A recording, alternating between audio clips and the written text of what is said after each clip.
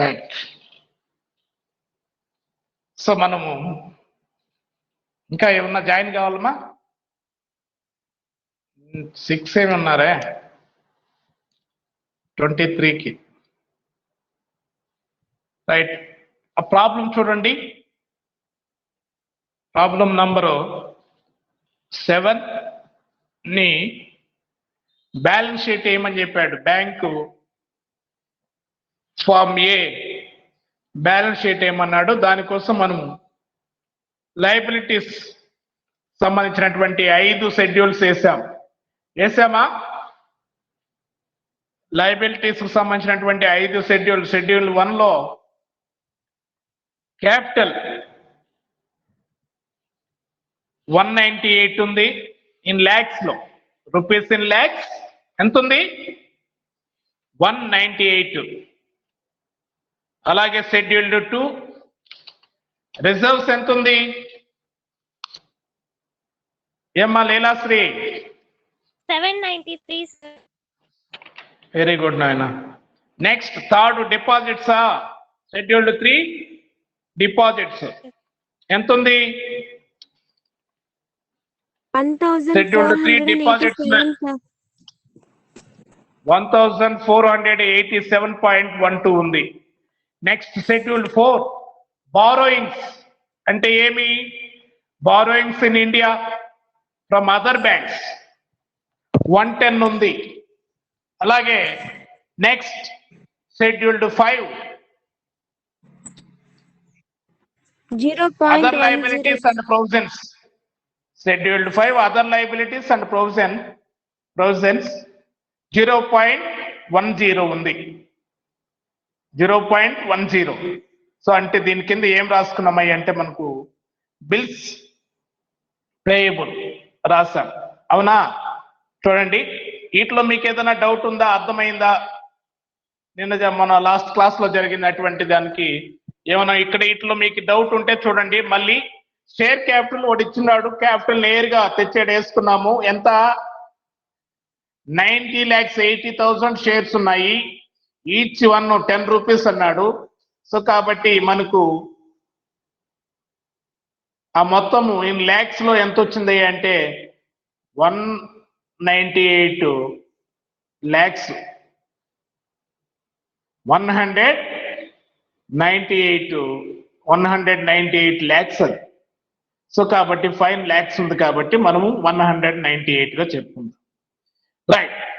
Next second one reserves and surplus. అర్థమైందా? Reserves and surplus కింద మనం ఫస్ట్ స్టార్టింగ్ స్టాట్యుటరీ రిజర్వ్ తీసుకున్నాము. దీని కింద 231 ఉంది. 231 కి కరెంట్ ఇయర్ ప్రాఫిట్ 150లో నుంచి 25% కంపల్సరిగా స్టాట్యుటరీ రిజర్వ్ కి ఏర్పాటు చేసుకోవాలి. కాబట్టి ఆ ఉన్నటువంటి ఓల్డ్ రిజర్వ్ కి మనం 37.50 యాడ్ చేసాం. యాడ్ చేస్తే 288.50 వచ్చింది. అర్థమైందమ్మా? రిమైనింగ్ మనకు ప్రాఫిట్ ఉంది. Profit and loss account last year balance ఉంది. సో కాబట్టి అది 4,412 ఉంది. ప్లస్ ఈ 150లో 112.5 ఉంది. అంటే 37.50 పోను రిమైనింగ్ అమౌంట్ ఎంతైతే ఉంటుందో దాన్ని ఈ రెండింటిని కలిపి మనము ప్రాఫిట్ అండ్ లాస్ అకౌంట్ లో చూపించాలి. సో కాబట్టి అది కూడా రిజర్వ్స్ కిందకే వస్తుంది. కాబట్టి balance in profit and loss account అని పెట్టి 524.50 టోటల్ రెండు కలిపితే ఎంత వచ్చింది? 793. ఓకేనమ్మా? నెక్స్ట్ షెడ్యూల్డ్ 3లో ఏం రాస్తాం? Deposits, demand deposits from others 520.12. Bank saving bank deposits 450.00. Fixed deposits 517.00. Okay. So total amount 1487.12 సరిపోయిందా? నెక్స్ట్ షెడ్యూల్డ్ 4 కింద ఏం రాసాము అంటే క్రెడిట్ లో ఉండేటువంటి మనము బారోయింగ్స్ ఫ్రమ్ అదర్ బ్యాంక్స్ రాసాం. Borrowings from other banks, borrowings అనొచ్చు, లోన్స్ కూడా అనొచ్చు. మళ్ళీ లోన్స్ అండ్ అడ్వాన్సెస్ ఇస్తే అది అసెట్ అవుతుంది. లోన్స్ అడ్వాన్స్ అంటే బ్యాంకులు లోన్స్ ఇస్తుంది, అడ్వాన్సులు ఇస్తుంది. ఓకేనా? కాబట్టి దీనికి బారోయింగ్స్ అని పెట్టుకోవడం బెటరు. బారోయింగ్స్ అంటే బ్యాంక్స్ సంస్థ కాబట్టి మాది అప్పులు, బ్యాంకు యొక్క అప్పు. సో కాబట్టి borrowings in India from other banks వచ్చేసి 110 వేసాము. అలాగే scheduled 5 other liabilities and provisions కింద బిల్స్ పేయబుల్ 0.10. సో టోటల్ మనకు ఒక్కొక్క షెడ్యూల్డ్ ఎంత వచ్చిందో చూసాం. అలాగే నెక్స్ట్ ఇప్పుడు మనము scheduled 6 cash and balance with RBI. So banks దగ్గర ఉన్నటువంటి బ్యాలెన్స్ మనము షెడ్యూల్డ్ 6 చూపిస్తాము. ఆర్బిఐ దగ్గర ఉన్న, అది కూడా సెంట్రల్ బ్యాంక్ కాబట్టి బ్యాంకర్ కాబట్టి ఈ బ్యాంకుల దగ్గర ఉన్నటువంటి మొత్తము ఆర్బిఐ దగ్గర ఉన్నా కూడా సేమ్ మనం రెండింటిని ఒకే కోణంలో చూడడం జరుగుతుంది. ఎందుకంటే అది బ్యాంకులకు అన్నిటికీ బ్యాంక్ కలుపు కాబట్టి దాని దగ్గర ఉన్నటువంటి ఆర్బిఐలు బ్యాంక్స్ అన్ని ఆర్బిఐ దగ్గర కూడా నిల్వలు ఉంచడం జరుగుతుంది కాబట్టి రెండింటిని మనం షెడ్యూల్డ్ 6 లో చూపిస్తాం. సో కాబట్టి చూడండి ఎంత ఉందో. Cash in hand asset side చూడండి, క్యాష్ ఇన్ హ్యాండ్ ఎంత ఇచ్చాడు? 160.15 ఉంది. అలాగే క్యాష్ విత్ ఆర్బిఐ 37.88 ఉంది. ఆ రెండు వేసుకుని టోటల్ చేయండి. షెడ్యూల్డ్ 6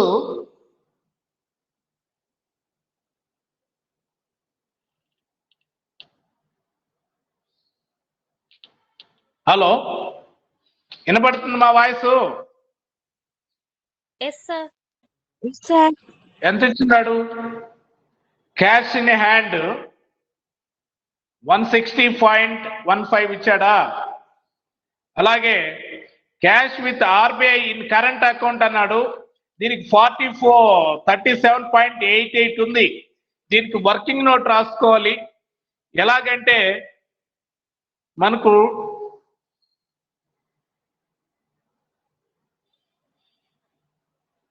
మనకు ఈ ఉండేటువంటి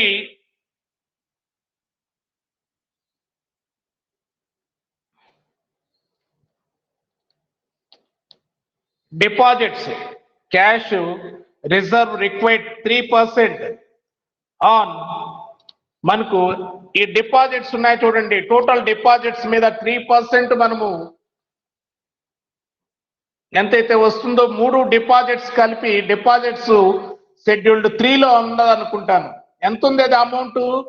1487.12 ఉందా? దాని మీద 3% మనము రిజర్వ్ బ్యాంక్ కి మనము reserve required, cash reserve required 3% on deposits. So కాబట్టి మనకు అది 1487.12 మీద 3% ఎంత వస్తుందో క్యాల్కులేట్ చేయండి. ఎంత వస్తుంది క్యాల్కులేట్ చేయండి మా. 1487.12 ఇంటూ 3/100 ఇజ్ ఈక్వల్ టు ఎంత? 44.6133. 44.61. 61 వేసుకోండి చాలు. ఓకే, అయితే మన దగ్గర మంది ఆర్బిఐ దగ్గర ఎంత ఉంది? 37.88 ఉంది. 37.88 ఉందా లేదమ్మా? క్యాష్ విత్ ఆర్బిఐ 37.88 ఉంది. 44.61 నుంచి 37.88 లెస్ చేస్తే రిమైనింగ్ ఎంత ఉందో చూడండి. 44.61 మైనస్ 37.88 ఎంత 6.73 ట్రాన్స్ఫర్? వచ్చింది. 6. దీనికి సంబంధించినటువంటి నోట్స్ మళ్ళీ మీకు అర్థమయ్యే విధంగా చెప్తాను. 6.73 రైట్. కాబట్టి ఆర్బీఐ దగ్గర ఎంత ఉండాలి అంటే మంది 44.61 ఉండాలి. కాబట్టి దీన్ని మనం ఇక్కడ యాడ్ చేసుకుంటాం. ఫస్ట్ ఎంత రాసుకున్నారు? 160.15 రాసుకున్నారా? 160. దాని నోట్స్ మళ్ళీ మీకు వర్కింగ్ నోట్ లో మళ్ళీ చెప్తాను ఎలాగే ఏంటి అనేది. కాబట్టి cash and balance with RBI scheduled 6 కింద cash in hand 160.15. 160.15. Next balance with RBI.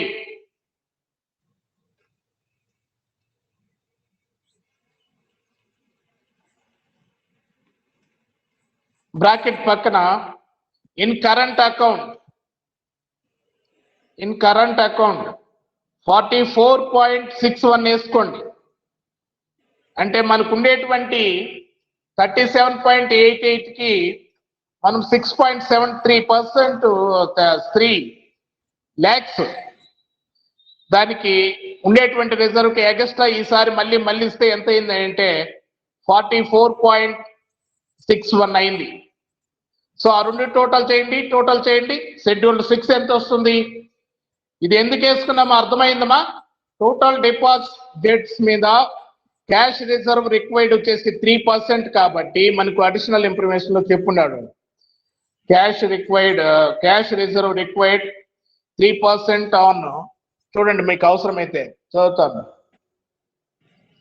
Cash reserve required 3% on demand and time liabilities. Liquidity reserves required at 30% of demand and time liabilities. So కాబట్టి 3% మనం cash reserve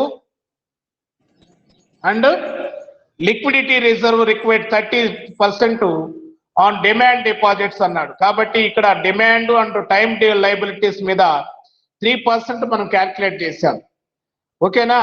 అలాగే liquidity reserve వచ్చేసి 30% of demand and time liabilities మీద మనం calculate చేయాలి. దాన్ని మళ్ళీ చూద్దాం. రైట్. ఈ రెండు టోటల్ చేస్తే ఎంత వచ్చిందమ్మా? 160.15 44 204.78 76. Okay, very good. దాన్ని కూడా total. Next scheduled 7.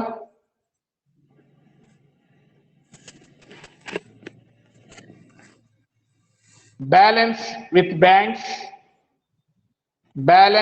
banks and money at call and short notice.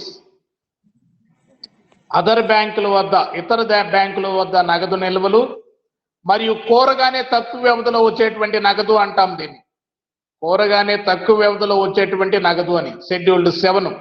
Scheduled 6 వచ్చేసి cash and balance with RBI చూపిస్తాము. షెడ్యూల్డ్ 7 వచ్చేసి అదర్ బ్యాంక్స్. మరి మనము money at call and demand and short notice, కోరగానే తక్కువ వ్యవధిలో వచ్చేటువంటి నగదు, ఇతర బ్యాంకుల వద్ద నగదు, దాన్ని షెడ్యూల్డ్ 7. దాని కింద ఏమేమి రాసుకుంటామో చెప్తాను చూడండి. ఇక్కడ ఇచ్చినట్టు చూడండి.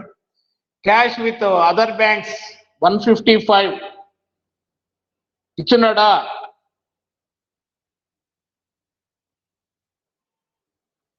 Cash with other banks in current account 1 minute మా రాసుకోవద్దు. Call cash money at call 210.12 ఇచ్చినాడు. 210.12 ఇచ్చినాడు.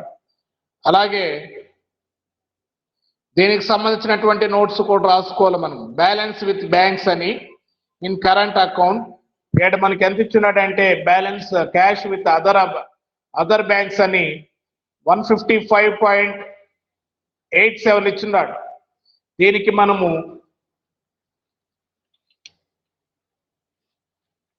లిక్విడిటీ అసెట్స్ ఎంతైతే ఉంటాయో దాని మీద 30% ఎంత క్యాల్కులేట్ చేయమన్నాడు?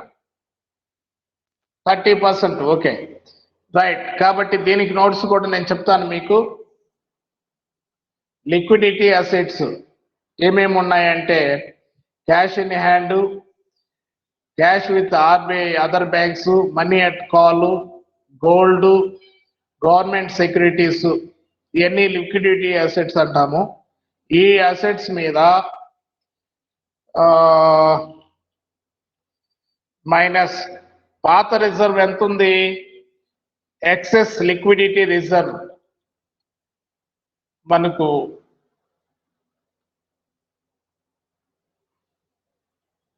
30%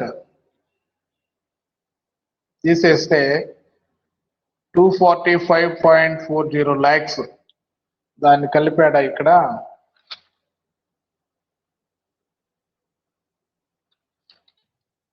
ఓకే,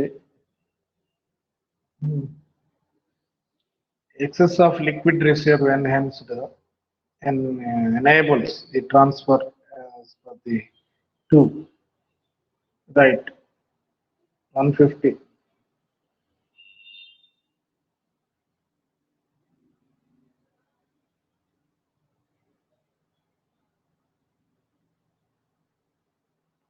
రైట్. మీరు ఇక్కడ సింపుల్ గా వాడు ఇచ్చినటువంటి 155.87 ఇచ్చినాడు కదమ్మా, దీంట్లో నుంచి మనము 6.73% లెస్ చేయాల్సి వస్తుంది. ఎందుకంటే ఇంతకు ముందు మనము క్యాల్కులేట్ చేశాం కదా ఆ మొత్తాన్ని. దీనికి సంబంధించినటువంటి వర్కింగ్ నోట్ కూడా మీకు చెప్తాను నేను క్లియర్ గా అర్థమయ్యేట్టుగా.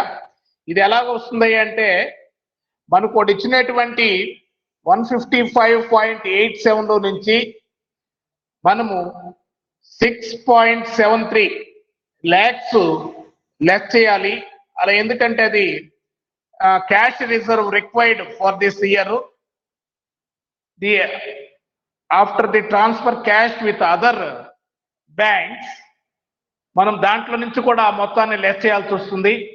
సో కాబట్టి లెస్ చేసుకుంటే మనకి ఇక్కడ వచ్చేటువంటి మొత్తము 149.14 వేసుకోండి. మీరు ఇప్పుడు పైన షెడ్యూల్డ్ 7 అని రాస్తున్నారా? Scheduled 7 balances with banks and money at call and short notice దాని కింద ఇన్ ఇండియా అని పెట్టండి. In India 1 balance with banks. ఆ బ్యాలెన్స్ విత్ బ్యాంక్స్ అనే దానికి కూడా అండర్లైన్ చేసి మళ్ళీ దాని కింద స్మాల్ 1 వేసుకొని ఇన్ కరెంట్ అకౌంట్ 149.14. ఈ 149.14 అనేది ఎలా వస్తుంది అంటే మనకి ఇచ్చినటువంటి వాడు 155.87 ఇచ్చినాడు. దీంట్లో నుంచి 6.73 మనము ఈ సంవత్సరం ఏర్పాటు చేయాల్సినటువంటి ఆర్బీఐ దగ్గరికి లేదా క్యాష్ రిజర్వ్ కి ఎంతైతే అవసరం అవుతుందో ఆ మొత్తాన్ని తీసేసాము. ఇంకేం లేదు. దీనికి సంబంధించినటువంటి నోట్స్ మళ్ళీ క్లియర్ గా చెప్తాను మీకు. సో కాబట్టి దాన్ని రాసుకోండి. ఎంత రాసుకున్నారు? 149.14. అలాగే second one small 1 second small తీసుకొని money at call and short notice.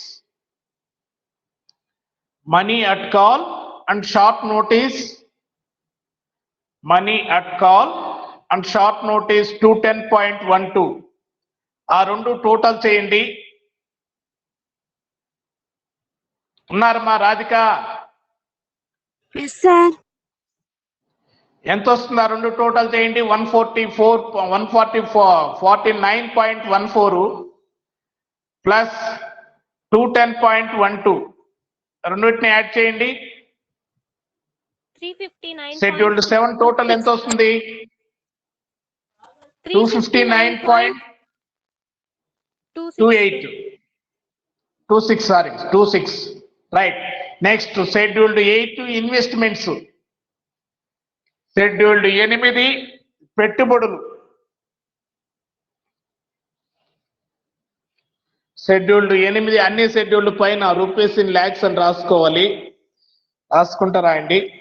Investments ఏమేమి ఉన్నాయి చూడండి. ఇన్వెస్ట్మెంట్స్ ఏమేమి ఉన్నాయి ఇక్కడ మనకు.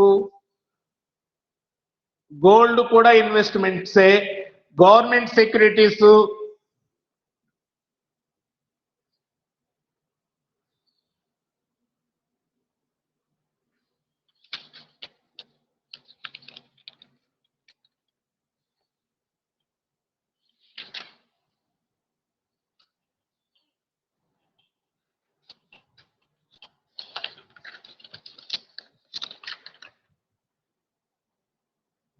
గవర్నమెంట్ సెక్యూరిటీస్ ఎంత ఇచ్చినారు చూడండి మా.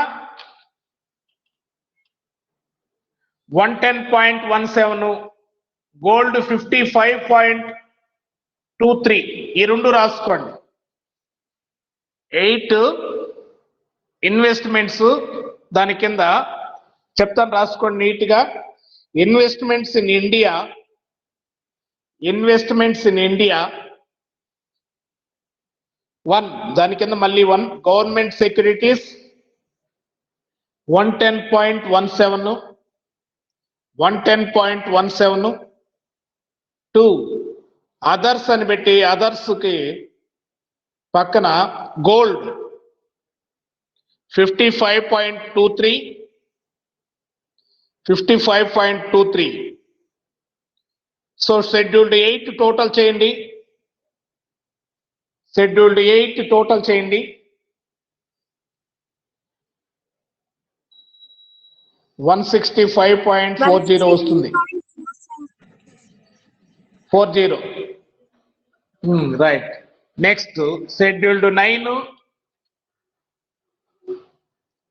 షెడ్యూల్డ్ 9 అడ్వాన్సెస్, అంటే బ్యాంకు ఖాతాదారులకు ఇచ్చేటువంటి రుణాలు. ఈ అడ్వాన్సెస్ అంటాం కాబట్టి వాటిని బారోయింగ్స్ అంటారు. ఇది లోన్స్ అండ్ అడ్వాన్సెస్ కూడా అనొచ్చు. కన్ఫ్యూజన్ పడకూడదు. బారోయింగ్స్ అంటే బ్యాంకు తీసుకునేటువంటి అప్పులు, ఇది ఖాతాదారులకి. లోన్స్ అండ్ అడ్వాన్సెస్ అంటే ఖాతాదారులకు బ్యాంక్ ఇచ్చేటువంటి రుణాలు. రైట్. దీని కింద ఫస్ట్ ఏలో 1 cash credits and over drafts, cash credits and over drafts, cash credit and over drafts 20. ఒక నిమిషం. Cash credits and over drafts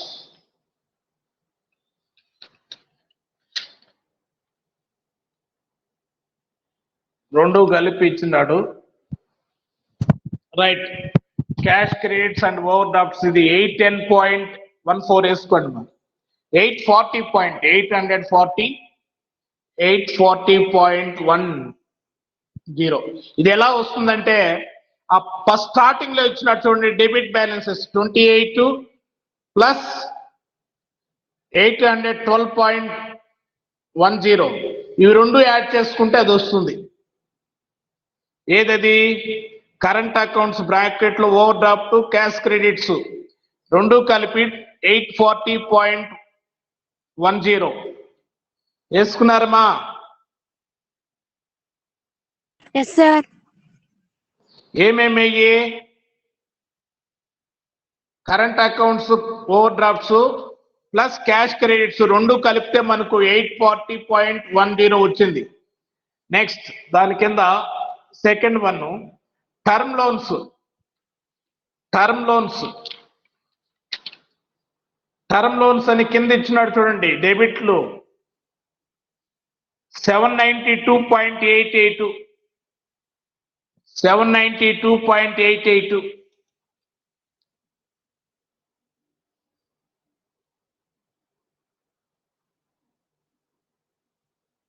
okay, ఆ రెండింటిని టోటల్ చేస్తే 1632. 632.98.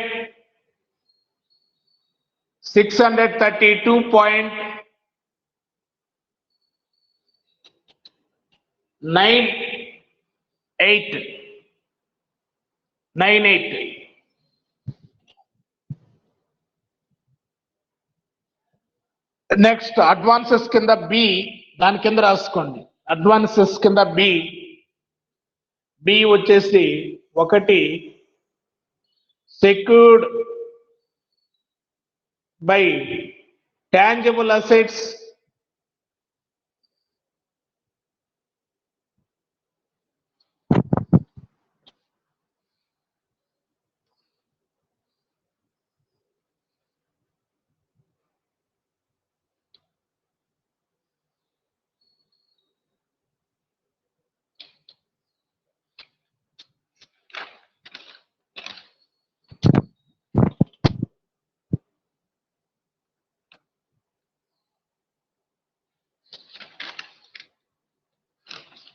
వాటిని మనము మళ్ళీ 3 రకాలుగా క్లాసిఫై చేసి చూపిస్తామా. వీటిలో సెక్యూర్డ్ ఆ పైన వచ్చినటువంటి మొత్తాన్ని మనం ఇక్కడ ఏం చేయడం లేదు. 1632.98 ఉంది కదా, దాన్ని 3 కేటగిరీస్ అంటే సెక్యూర్డ్ గలటువంటి లోన్స్ ఎంత ఉన్నాయి, secured by bank government guarantees, unsecured ఎంత ఉన్నాయి అనేది విడివిడిగా రాసుకోవాలి పైన వచ్చినటువంటి టోటల్ మొత్తాన్ని. ఇది విడివిడిగా ఎక్కడ మనకు వాడు ఇచ్చున్నాడు అనేది నేను మళ్ళీ చెప్తాను మీకు. రైట్, కాబట్టి ఇప్పుడు మనము బి కింద సెక్యూర్డ్ బై టాంజిబుల్ అసెట్స్ అని పెట్టండి. దాని పక్కన బ్యాలెన్సింగ్ ఫిగర్ 1152.53. అలాగే 2 secured by bank bar government guarantees 396.44. Third one unsecured వచ్చేసి 84.01. సో ఈ 3 టోటల్ చేస్తే కూడా మనకు 1632.98, 1692.98. సో ఇక్కడ పైన వచ్చినటువంటి అమౌంట్నే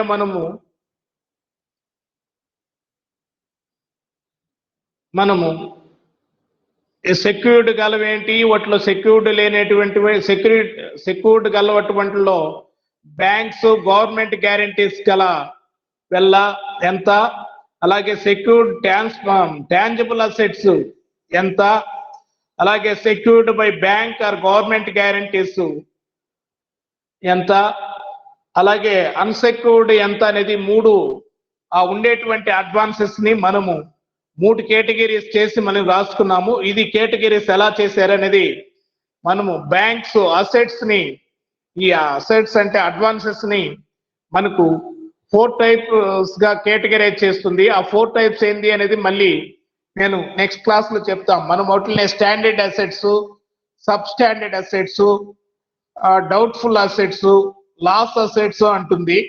అది ఏ పర్సెంటేజ్ ఎంత క్యాల్కులేట్ చేస్తుంది అనేది మళ్ళీ చూద్దాము. సో కాబట్టి పైన ఇచ్చినటువంటి అడ్వాన్సెస్ నే మనకి ఇక్కడ కింద సెక్యూర్డ్ ఇన్ టాంజిబుల్ అసెట్స్, అలాగే secured by government banks or government guarantees, unsecured advances వచ్చేసి 84.01 ఇచ్చాడు. 3 టోటల్ చేస్తే సేమ్ పైలాగే 1632.98 వస్తుంది. ఇది scheduled 9. Next scheduled 10 fixed assets scheduled 10 fixed assets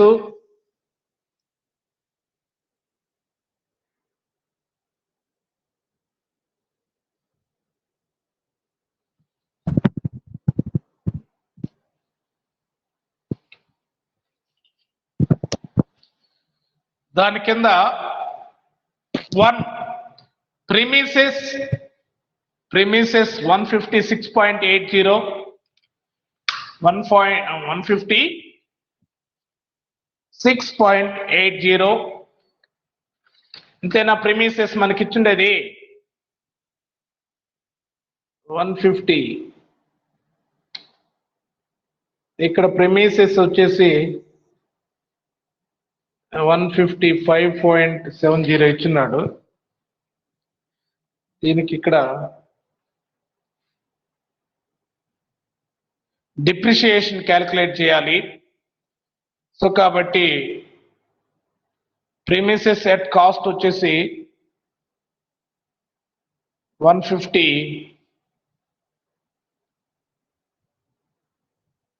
ఎందుకంటే మనకు డిప్రిషియేషన్ ఇచ్చున్నాడా, డిప్రిషియేషన్ ఛార్జెస్ వచ్చేసి 1,10,000 ఇచ్చినాడు. అంటే దీంట్లో ఎంత అవుతుంది, అది 1.10 అవుతుంది. దీన్ని యాడ్ చేసుకుంటే మొత్తం ప్రిమిసెస్ ఎంత ఉన్నాయి అనేది మనకు వస్తుంది. సో కాబట్టి 155.70 అనేది రావాలి అంటే, హలో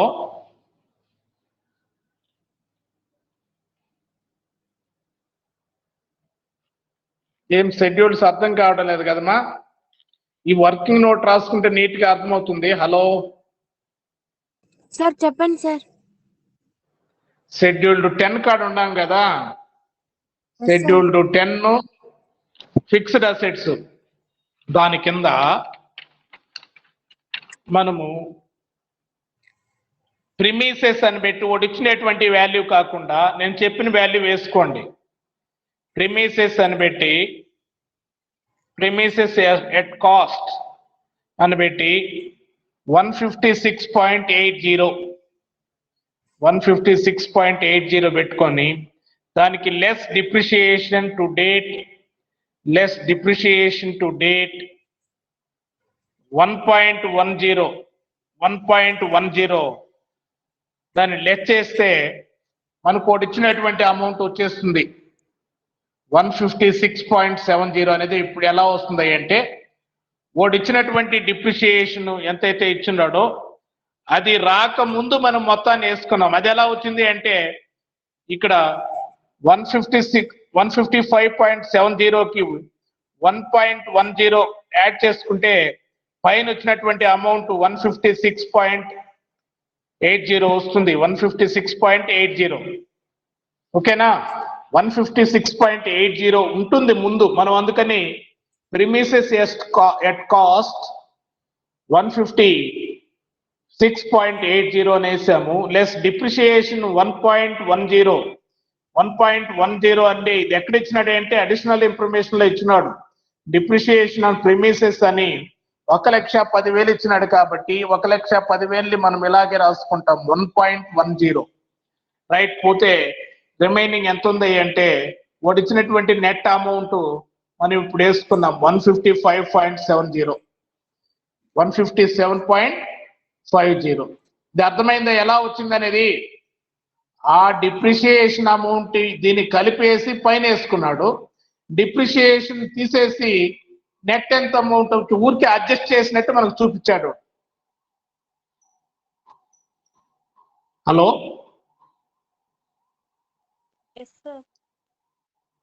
అవునా కాదమ్మా?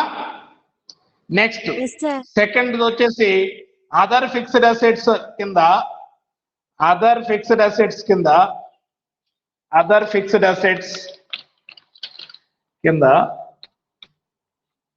ఫర్నిచర్ ఇంకేమేమి ఇచ్చినాడు? Furniture at cost.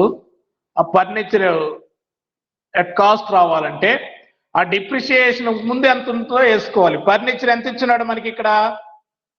ఫర్నిచర్ వచ్చేసి పైన వచ్చేసి 170.12 ఇచ్చున్నాడు. దానికి 78 కాబట్టి 0.78 యాడ్ చేసుకుంటే 0.78 యాడ్ చేసుకుంటే మనకు మొత్తం ఎంత వస్తుంది అంటే 70.90 వస్తుంది.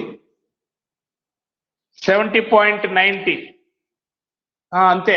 70.90 అనకూడదు, 70.90 అవుతుంది. రాసుకోండి. మరి అదర్ ఫిక్స్డ్ అసెట్స్ కింద ఫర్నిచర్ అట్ కాస్ట్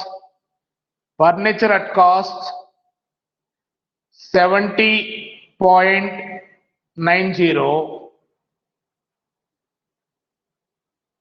అది 70.90 అనేది ఫర్నిచర్ అట్ కాస్ట్. దానికి ఎదురుగా furniture at cost less depreciation to date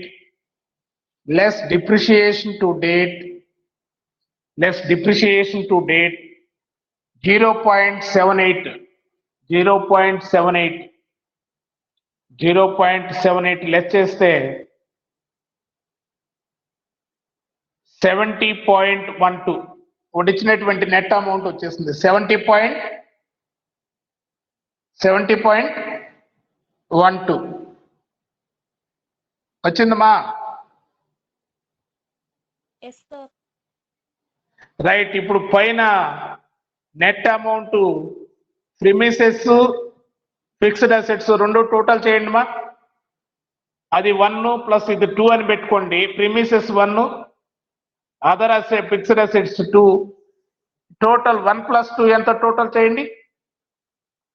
1 + 2 = 225.82.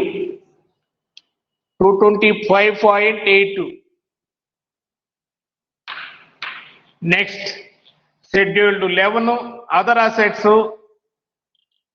Scheduled 11 other assets లేవు, నిల్ అని పెట్టండి. నిల్. అలాగే షెడ్యూల్డ్ 12 కంటింజెంట్ లైబిలిటీస్ అని హెడ్డింగ్ పెట్టండి. Scheduled 12 contingent liabilities.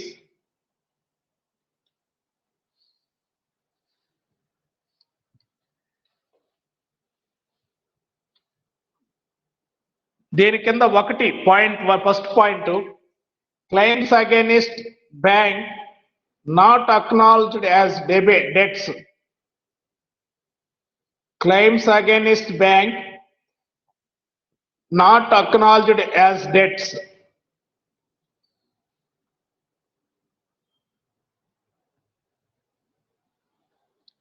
Claims against debts అంటే మనకు రాని బాకీలకు సంబంధించినటువంటివే. Claims against bank not అక్నాలజ్డ్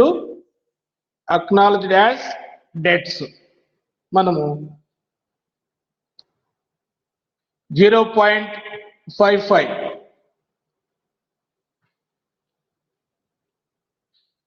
next 2 acceptances endorsements. Acceptances and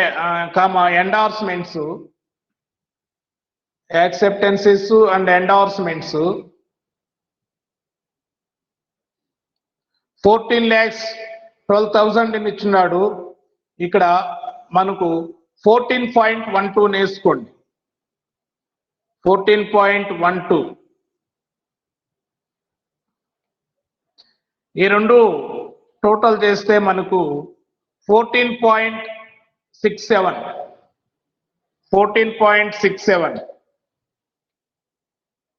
ఆడి వరకు దాన్ని టోటల్ చేయండి.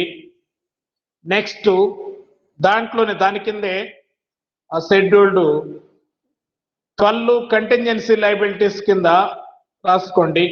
క్యాలిక్యులేషన్ ఆఫ్ పర్టికులర్స్ లోనే calculation of cash reserve and statutory liquidity reserve.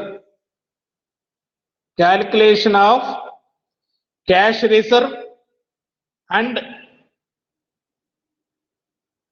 Statutory liquidity statutory liquid reserve అనే హెడ్డింగ్ పెట్టి దాని కింద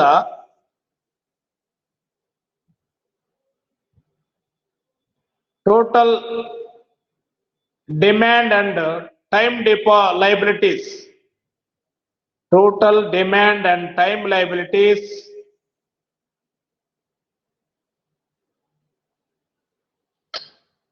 అని హెడ్డింగ్ పెట్టి మనం ఇందాక వేసుకున్నాం అక్కడ యాడయ్యా అంటే షెడ్యూల్డ్ 3 కింద డిపాజిట్స్ వేస్తున్నాం. డిపాజిట్స్ కాదు, షెడ్యూల్డ్ 3 కింద డిపాజిట్స్ వేసిండది. ఆ మొత్తాలని మనం ఇక్కడ వేసుకొని టోటల్ చేసుకోవాలి. షెడ్యూల్డ్ 3 కిందే. Right, okay, right. ఆ మొత్తాలు వేసుకోండి. ఏం చేస్తారంటే total of demand and time liabilities అని పెట్టి దాని కింద బ్రాకెట్ లో 517.00 ప్లస్ 450.00 ప్లస్ 520.12 అనేసి టోటల్ రూపీస్ లో 1487.12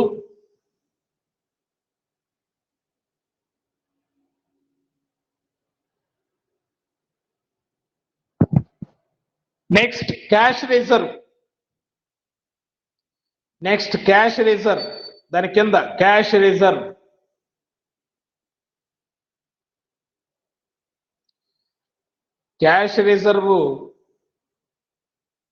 బ్రాకెట్ లో 3% of rupees 1487.12 cash reserve 3% of rupees 1487.12 bracket close. ఇది రూపాయల కింద వేసుకోండి. 44.16.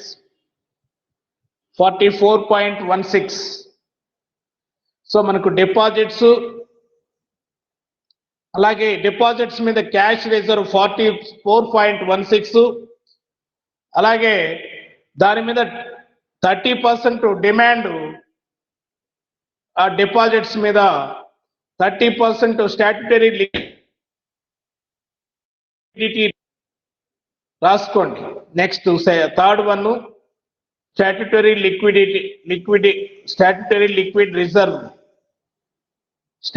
లిక్విడ్ రిజర్వ్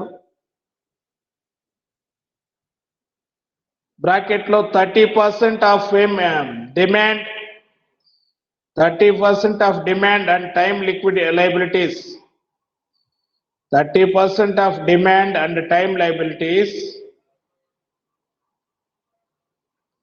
400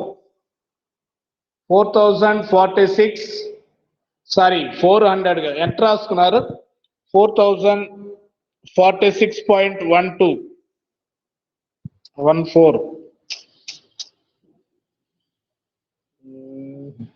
ఏమైంది ఈరోజు? తప్పులే వస్తాను. 446.14 రాసుకోండి.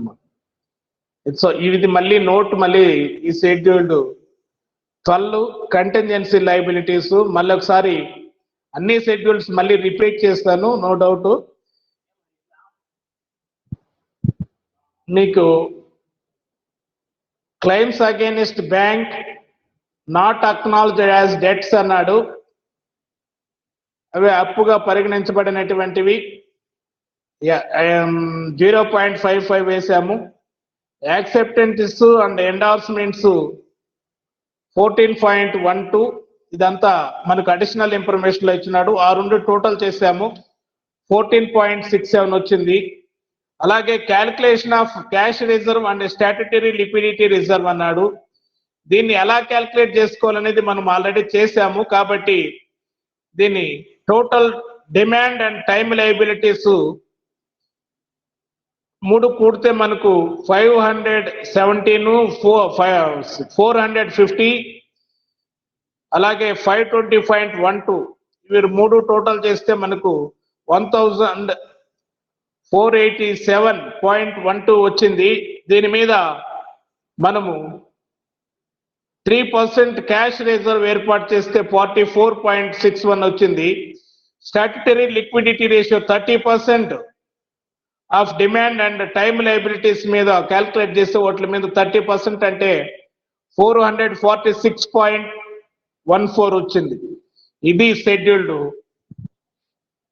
ఊరికే ఇవేం టోటల్ చేయబడలేదు, ఊరికే వేసి పెట్టుకోండి. ఏదంటే మనకు total demand and time liabilities ఎంత, దాని మీద 3% cash reserve 44.61, statutory liquidity ratio 30% 446.14. Right, ఇవి షెడ్యూల్స్ అయిపోయిన తర్వాత మీకు వర్కింగ్ నోట్ ఇంకొక 3 పాయింట్లు రాసుకోండి. లెక్క క్లియర్ గా నేను అర్థమయ్యేట్టుగా చెప్తాను, మీరు రాసుకోండి. వర్కింగ్ నోట్ రాసుకుంటున్నారమ్మా? Yes, sir. ఈరోజు రాసుకోండి, టైం దొరకదు పెద్దది. వర్కింగ్ నోట్ రేపు దీని గురించి అనాలిసిస్ చేస్తాను. వర్కింగ్ నోట్ 1 పెట్టి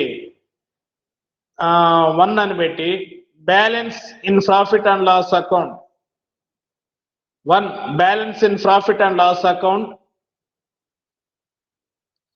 balance in profit and loss account note 1 balance in profit and loss account.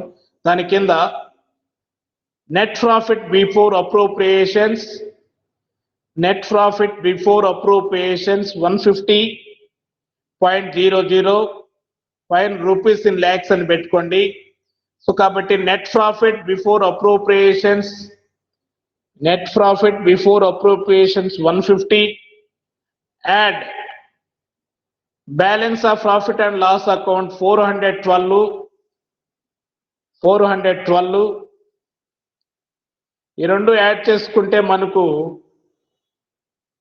562.00 562.00. దీంట్లో నుంచి మళ్ళీ less transfer to statutory reserve,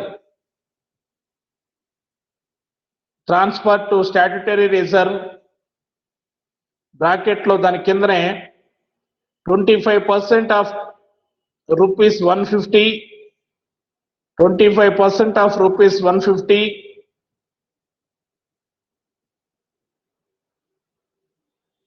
37.50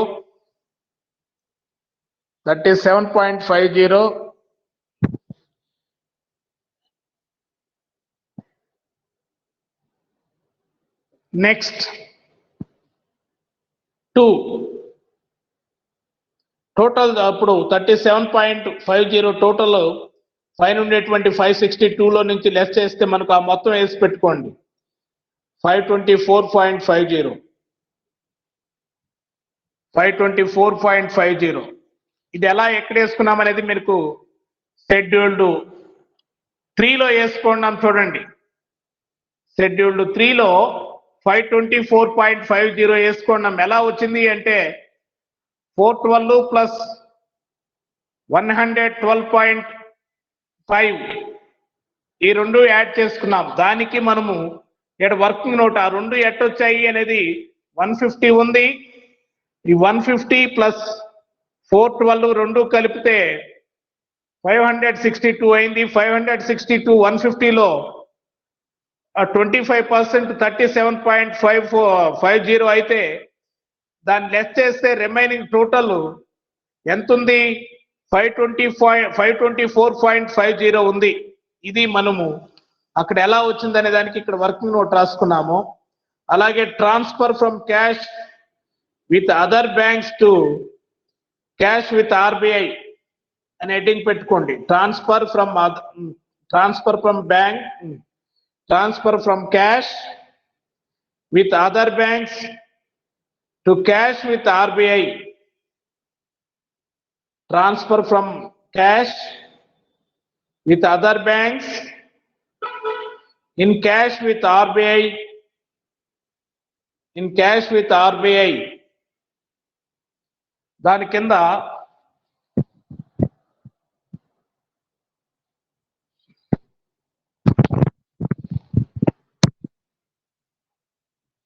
cash reserve required, cash reserve required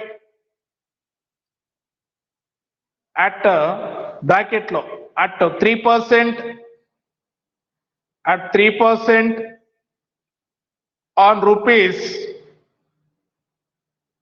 1487.12 lakhs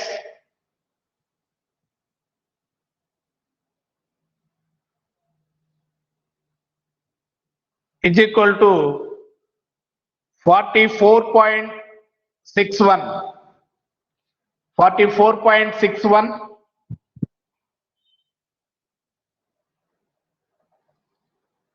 దాని కింద cash with RBI, cash with RBI 37.88, 37.88.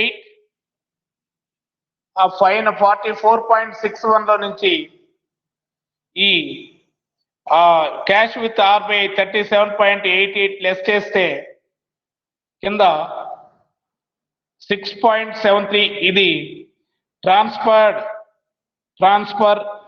needed to maintain cash reserve, transfer needed to maintain cash reserve, transfer needed to maintain cash reserve 6.73, 6.73. Next ఇంకొక note, liquid assets అనే heading పెట్టి liquid assets fast గా రాసుకోండి, రేపు analysis చేస్తాము. దీని గురించి బాగా వివరంగా చెప్తాను, టైం అయింది. లిక్విడ్ అసెట్స్ వచ్చేసి దాని కింద ఇన్ ల్యాక్స్ అని పెట్టుకోండి, liquid assets in rupees in lakhs. Right, cash in hand 160.15, 160.15, 160.15. Cash with other banks 155.87, 155.87. Next money at call and short notice, money at call and short notice 210.12, 210.12. Gold 55.23, gold 55.23. Bank government securities 110.10. Government securities 110.17, government securities 110.17. Total 691.50, 691.54, 691.54. So అవి liquid assets అంటే ఏమేమి, cash in hand, cash with other banks, money at call and short notice, gold, government securities, ఇవన్నీ మనము liquid assets అంటాము. Right, next కింద దానికి సంబంధించినటువంటి notes, excess of liquidity reserve, excess of liquidity reserve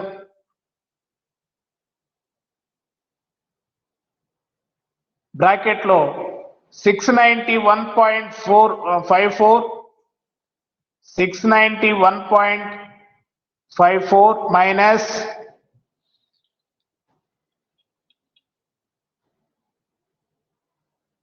446.14, 446.14. ఇది ఎలా వస్తుందంటే బ్రాకెట్ లో పక్కన పెట్టుకోండి. That is IE 30% of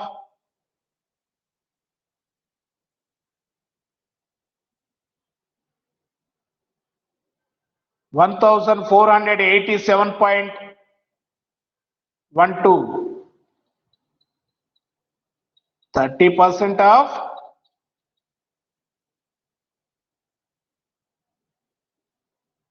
1487.12 is equal to 245.40. 245.40 lakhs. 40 lakhs. ఇంకొక లైన్ ఉంది, నోట్స్ రాసుకోండి. మీకు ఏం అర్థం కాలేదు నాకు కూడా ఇదంతా రేపు మీకు అర్థమయ్యేట్టుగా నేను ఎక్స్ప్లెయిన్ చేస్తాను. Right. The excess of liquid reserve, the excess of liquid reserve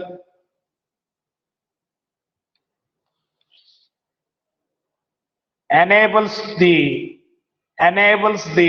transfer as per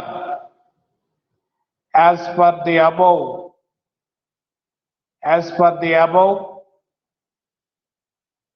after transfer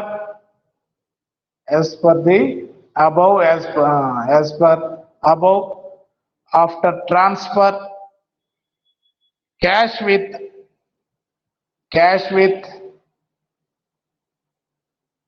other banks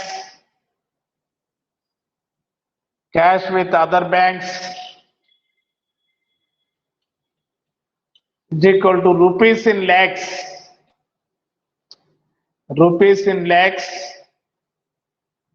155.87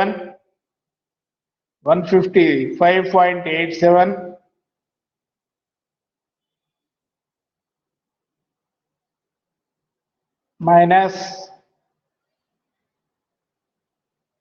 6.73 is equal to rupees in lakhs 149.14. So అది నోట్స్. ఈ నోట్స్ అర్థమయ్యే విధంగా మీకు చెప్పి బ్యాలెన్స్ షీట్ వేద్దాము. ఎందుకంటే ఇంత పెద్ద లెక్కలు మనకి ఎగ్జామ్ లో ఇవ్వడు. బ్యాలెన్స్ షీట్ మెయిన్ గా ప్రాఫిట్ అండ్ లాస్ అకౌంట్, అక్కడి నుంచి పోతే రిబేట్ క్యాలిక్యులేట్ చేసే ప్రాబ్లమ్స్ ఇస్తాడు. ఇది ఊరికే మనం ప్రాక్టీస్ చేస్తాము. ఒకసారి నీట్ గా నేను కూడా అర్థం చేసుకొని మీకు రేపు క్లాస్ లో డీటెయిల్డ్ గా దీనికి సంబంధించినటువంటి వివరణ మళ్ళొకసారి అర్థమయ్యేట్టుగా చెప్పి ఈ బ్యాలెన్స్ షీట్ వేద్దాం. 2 రోజులు దీనికి సరిపోయింది, నో ప్రాబ్లం. మనం రేపు ఈ ప్రాబ్లం నోట్ గురించి మళ్ళీ ఒకసారి అర్థవంతంగా తెలిసేసుకొని బ్యాలెన్స్ షీట్ వేద్దాం. ఓకేనా? మరి నా క్లాస్ ఉంది, ఇప్పటికే 5 minutes లేట్. ఓకేనమ్మా? Yes, sir. ఇది నోట్ మనం రాసుకున్నటువంటిది మీకు అర్థవంతంగా నేను రేపు డీటెయిల్ గా ఎక్స్ప్లెయిన్ చేస్తాను. Okay, sir.